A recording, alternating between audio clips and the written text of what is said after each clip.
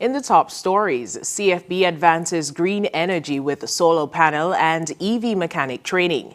OCM leader Oliver Arundel says his wife's death is a political assassination, but his campaigning will continue. And global technology outage disrupts flights, banks, and companies worldwide. Hello and welcome to the ZIZ Midday Newscast. Today is Friday, July 19th, 2024. I'm Scotty Sia Hendrickson. Nationally, the Clarence Fitzroy Bryant College, or CFBC, has achieved a significant milestone as the first cohort of its solar panel training program moves on to beginning training as electrical vehicle or EV mechanics. This progression marks a major step forward for St. Kitts and Nevis's green energy sector under the Caribbean Center of Excellence in Research, Innovation and Workforce Training, CREWIT project. Prime Minister Dr. Terence Drew praised the initiative's progress during a recent briefing, noting the imminent arrival of electrical vehicles for training at CFBC. Launched on April 9, 2024, the CREWIT project, a collaboration between CFBC and Green Solutions International SKN Incorporated, or GSI, funded by the Global Environment Facility, or GEF, Small Grants Program, aims to position the Federation as a leading hub for sustainable research, green energy innovation, and workforce development. St. Kitts and Nevis aims to lead in electrical vehicles, aligning with global trends. These initiatives prepare our workforce for essential jobs, Dr. Drew emphasized. The project focuses on solar PV installation and EV maintenance, supporting the Federation's commitment to energy efficiency and enhancing quality of life. This effort is about creating a sustainable island for better living, Dr. Drew highlighted. The program equips technicians to meet local demand for renewable energy and EV infrastructure, fostering economic growth through green innovation and training. In a bid to enhance sustainability in Nevis's fishing industry, the Honorable Eric Evelyn, Deputy Premier and Minister of Agriculture in the Nevis Island Administration, expressed gratitude to the Department of Marine Resources in St. Kitts and Nevis and the Japanese International Cooperation Agency, or JICA, for their recent donation of biodegradable fish pots to local fisherfolk. We have received a lot of assistance from JICA in the past, and we are delighted that JICA once again has seen it fit to come on board to be of assistance to us, and in particular to fishermen and to the fishing industry here on the island of Nevis. I want to commend JICA and commend the Department of Marine Resources, Evelyn stated. The biodegradable fish pots are expected to significantly benefit Nevis's fisherfolk and contribute to sustainability of marine environments. I'm happy that our fishermen are benefiting from this initiative. I understand that we have probably between 35 to 40 fish pots to distribute free of charge.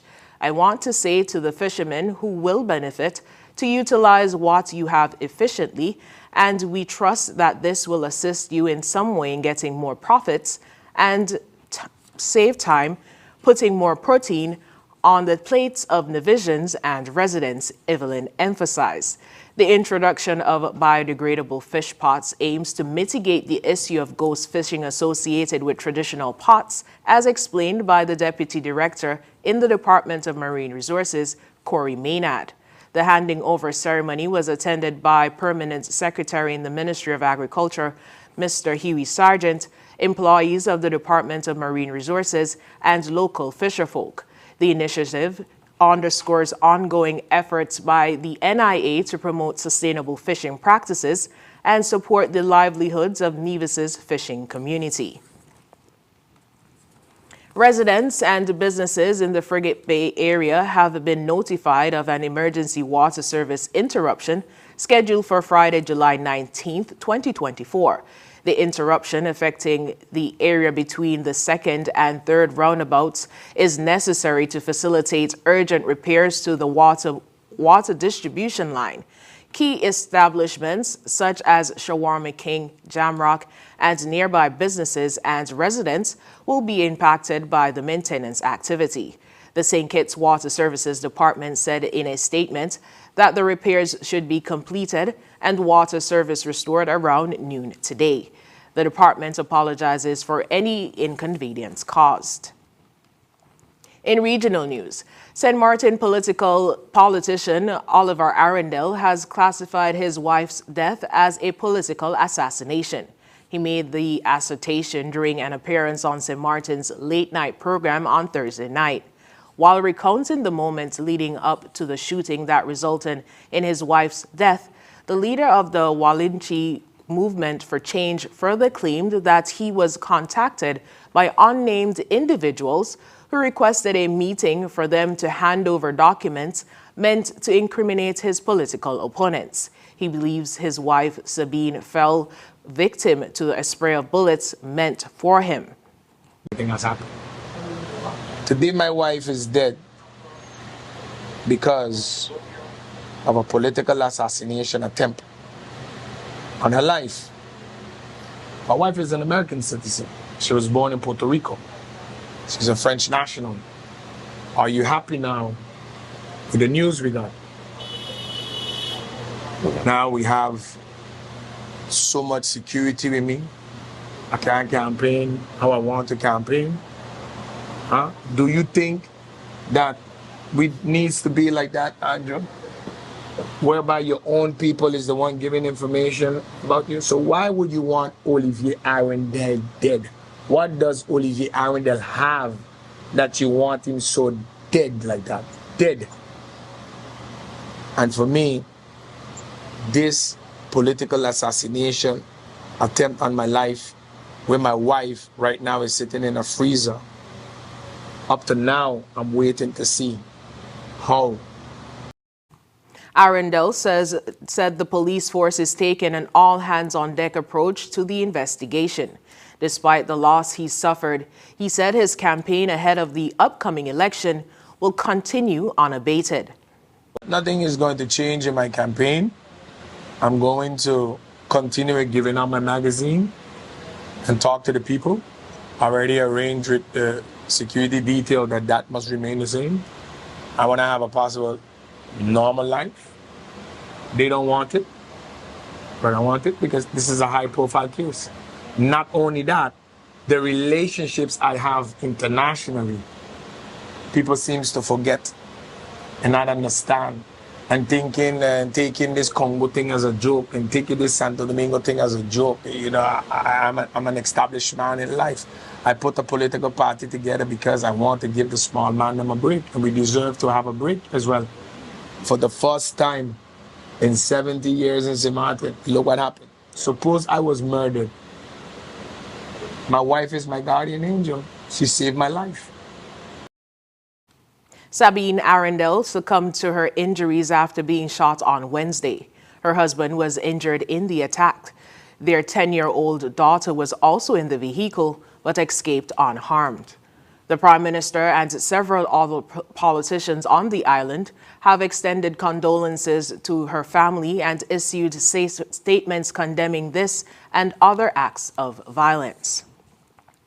In international news, a widespread technology outage on Friday caused significant disruptions worldwide, grounding flights, knocking banks offline, and affecting media outlets and businesses. Cybersecurity firm CrowdStrike clarified that the issue was a technical fault, not a security incident or cyber attack. In the United States, over 300 flights were delayed and 100 canceled at New York's airports. South Africa saw major banks experience service disruptions, affecting transactions at stores and ATMs later restored. Internationally, German airline Eurowings canceled domestic and UK flights due to impaired check-in processes. South Korean airlines faced ticketing and online services issues. London Stock Exchange confirmed service disruptions though trading continued. Asia's airports, including Bangkok's, reported disruptions in automated border control and ground operations. Singapore and Malaysia faced delays and service disruptions in airports, postal and railway services. Hong Kong's HK Express had manual check-ins due to e-commerce system disruptions. Cybersecurity experts warned of real-world impacts on essential services like hospitals. The Paris Olympics reported delays in delegation and uniform deliveries. CrowdStrike worked to resolve issues from a Windows update affecting its tools. And now for the weather. Present weather is cloudy skies with showers and slight dust haze. Winds are east at 8 to 17 miles per hour. The temperature today is 31 degrees Celsius or 87 degrees Fahrenheit. Seas are 1.2 to 1.8 meters or 4 to 6 feet. The weather forecast in St. Kitts and Nevis for today predicts partly cloudy and hazy conditions with a 60% or moderate chance of showers. Tonight predicts partly cloudy and hazy skies with a 20% or slight chance of showers. Sunset today will be at 6:48 p.m. and sunrise tomorrow will be at 5:47 a.m. And that brings us to the end of the ZIZ Midday Newscast. Join us this evening for these stories and more in detail. Thank you so much for joining us. I'm Scotty Sia Hendrickson.